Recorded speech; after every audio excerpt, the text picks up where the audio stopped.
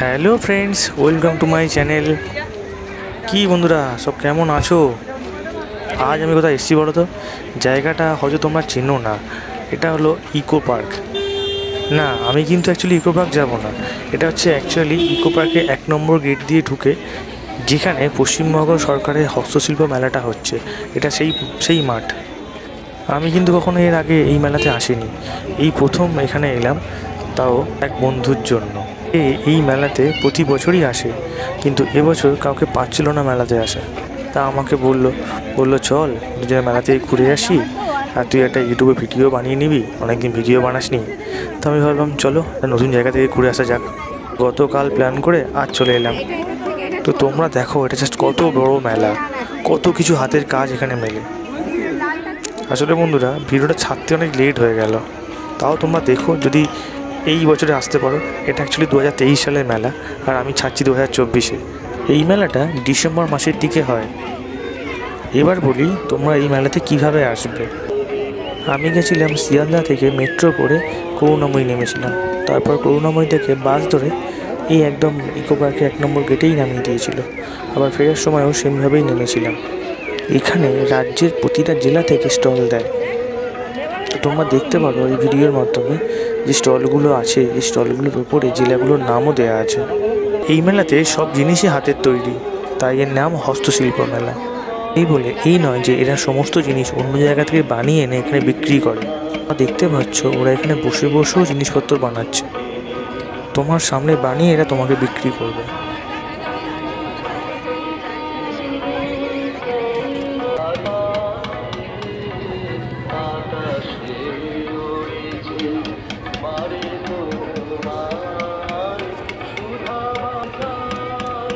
তোমাদের বোঝার সুবিধার্থে আমি একটু জুম করেই দেখাচ্ছি।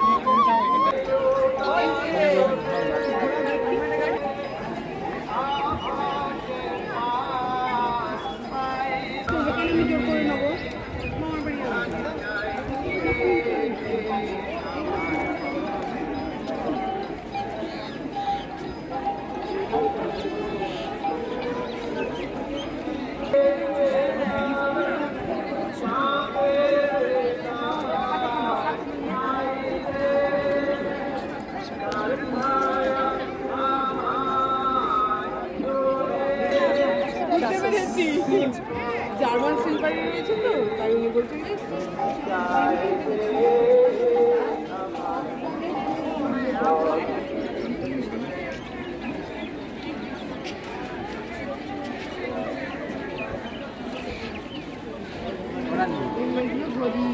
ওগুলো 200 টাকা পিস।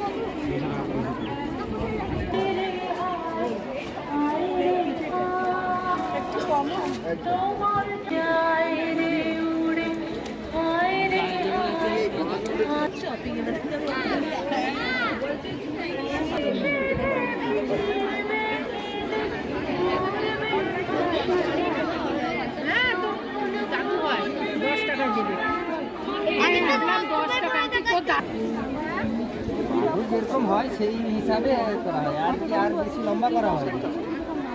এটা 550 টাকা। ছেড়ে কথা বলবেন না, তারা বলে নাহলে কাঁঠাল আমার কাঁঠাল বন্ধ হয়ে যাবে।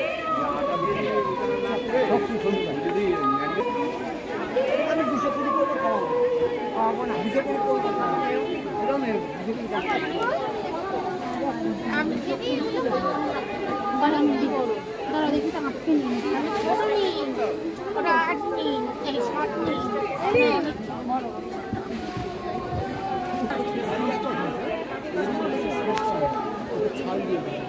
এটা মেশিনে বানানো ওরা কোথায় গেল আমরা এই যে এইটাই ভালো হয়েছে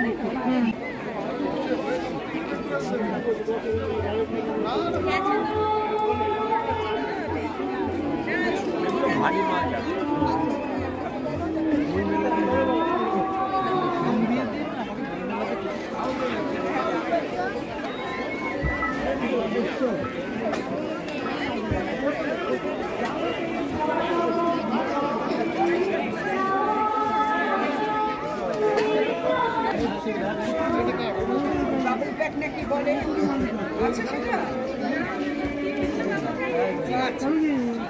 শিল্প বাংলার গৌরব।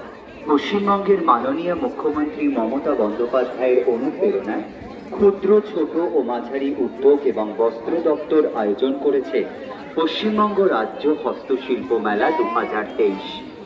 মনে রাখবেন, মেলা প্রাঙ্গণে যেখানে সেখানে ময়লা আবর্জনা ফেলবেন না, মেলা প্রাঙ্গণ পরিষ্কার রাখুন। প্লাসে জানানো হচ্ছে আপনারা ব্যাগ, মোবাইল ফোন সহ অন্যান্য দরকারি জিনিস সাবধানে রাখুন। সাথে ছোট বাচ্চা থাকলে তার হাত ধরে রাখুন। সমস্ত জেলার ডিআইসি আধিকারিকদের সেল রিপোর্ট মেলা অফিসে জমা দেওয়ার জন্য, যারা জিনিস বিক্রি করেছেন কিন্তু ব্যাংকের ডিটেলস এখনো জমা দেয়নি, তাদের ব্যাংক ডিটেলস ক্রেডিট কাউন্টারে জমা দেওয়ার জন্য জানানো হচ্ছে। এটা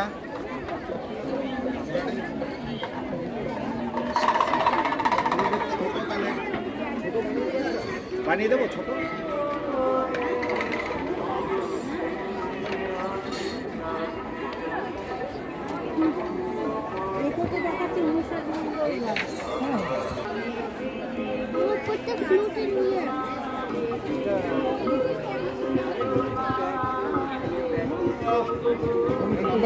প্রকাশ নাম এটা ফুল আছে যে সামনে এটা নিলাম।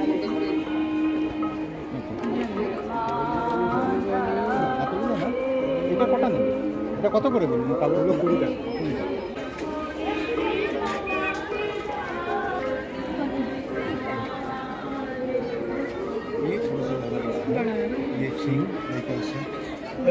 বড় সাইজ হবে 450। এটা কত দাম বললেন? 450। এটার মধ্যে এটা সরে যাবে, এটা সরে যাবে। আমি যদি নিয়ে যেতে এখন নিয়ে যাবো তো এটা, হ্যাঁ এটা খুলে দেওয়া যাবে। এটা খুলে যাবে, এটাও খোলা যাবে। মনি মুস্তাফা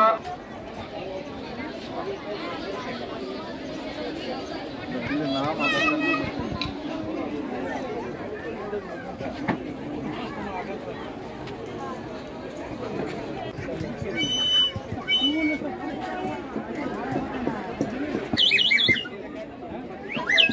আমরা বিকেল বিকেল মেলাতে ঢুকে গেছিলাম।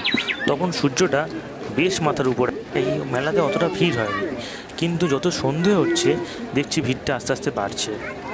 সন্ধে করলে তো আমার হবে না, আমাকে বাড়ি ফিরতে হবে। আমার বাড়িটা তো অনেক দূর।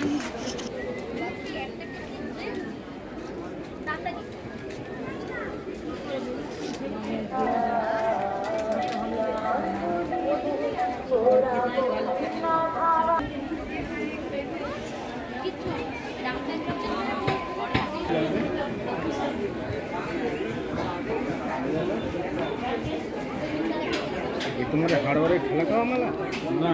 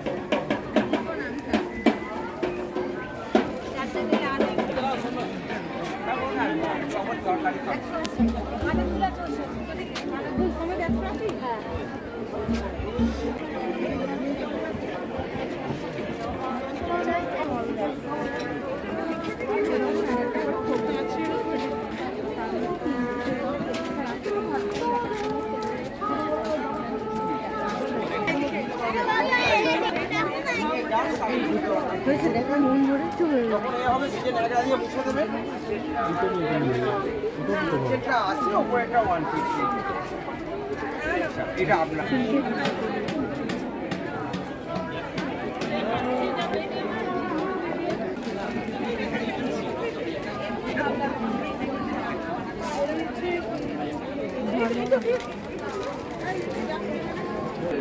এই সেলাইটা দেখে একটু অবাক হলাম। এমন সূচ দিয়ে সেলাই আমি আগে কখনো দেখিনি। না বলে না আমি যেতেই নিয়ে আসলাম টাকা তো দেবেই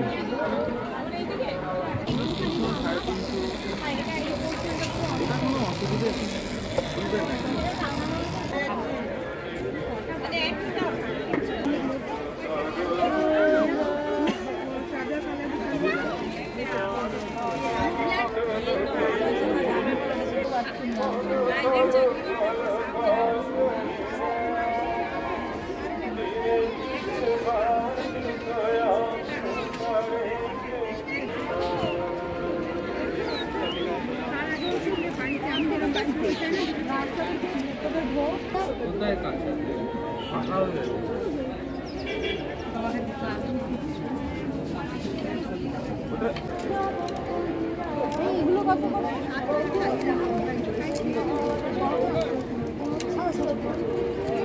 বলেন দিদি ভাই কত বছর বলেন একটা দাম বলেন যদি না দেওয়ার দাম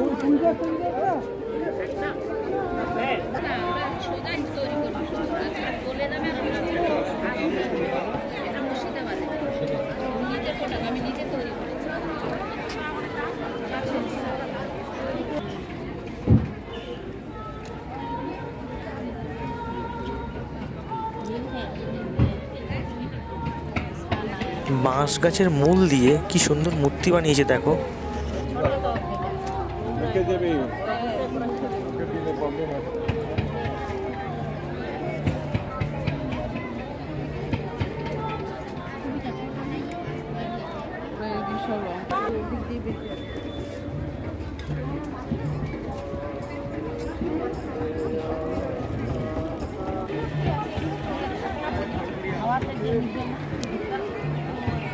কি দাম আছে 50 টাকা।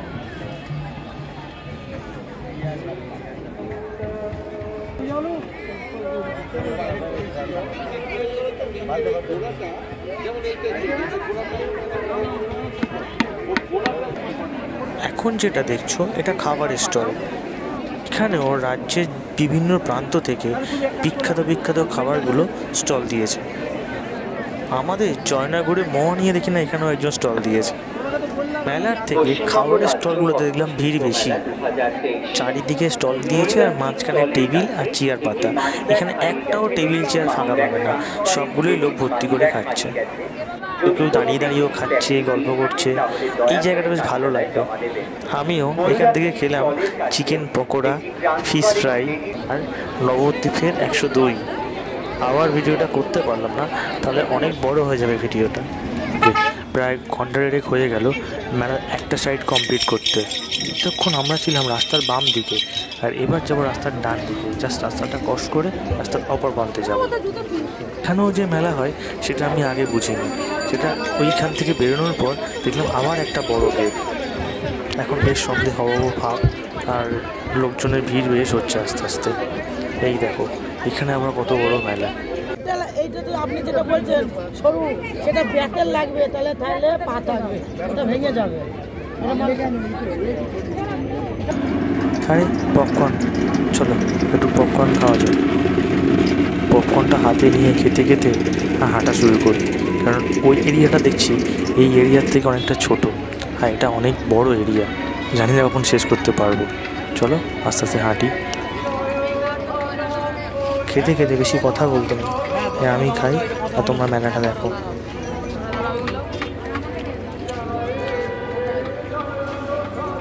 তোমরা একটা জিনিস খেয়াল করো, মেলার এই প্রান্ত থেকে অপর প্রান্ত দেখাই যাচ্ছে না।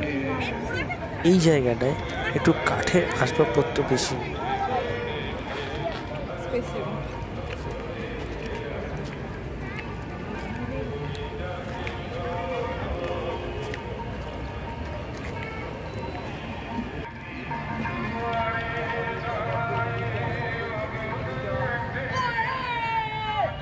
আপনারা পাবেন রাস্তার ওই পারে, অর্থাৎ ঢালাই মাঠে। এই যেটা মাইকে অ্যানাউন্স করলো ঢালাই মাঠ, এটাই হলো সেই ঢালাই মাঠ।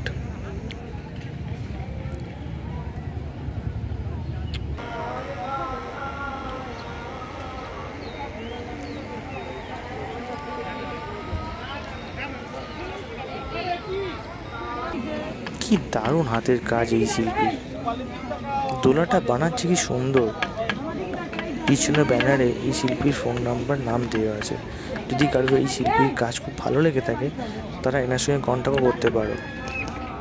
আমি এই ভিডিওটার মাধ্যমে পুরো মেলাটা কম বেশি করে কভার করতে পেরেছি। আর যদি পুরো ডিটেলসে ভিডিও করতে পারতাম তাহলে ভিডিওটা কয়েক ঘন্টার হয়ে যেত। মেলা ঘোরা মোটামুটি আমাদের এখানেই শেষ। একটা কিছু কেনা হলো না মেলা থেকে, কিন্তু পছন্দ হয়েছিল অনেক কিছু। কিছু বড় জিনিস পছন্দ হয়েছিল কেনার জন্য, কিন্তু সেটা এখান থেকে কিনলে আর বাড়ি নিয়ে যাওয়া যাবে না। চলো যাই হোক মেলা থেকে বেরোই। মেলা ঘুরে কিছু কেনা হলো না। বাইরে এসে দেখলাম দুজন কাশ্মীর থেকে এখানে ড্রাই ফ্রুটস বিক্রি করতে এসছে, আর আমি এখান থেকে নিলাম 1 প্যাকেট পেস্তা আর 1 প্যাকেট আখরোট। আখরোটটা থেকে পেস্তাটা বেশি ভালো। আরও অনেক রকমের ড্রাই ফ্রুটস ওদের কাছে ছিল। অলরেডি 7:30 বেজে গেছে, আমাদের বাড়ি ফিরতে হবে, কারণ আমি সেই জয়নগর যাবো এখান থেকে। এখান থেকে বাড়ি ফিরতে ফিরতে আমার রাত 10টা বেজে যাবে।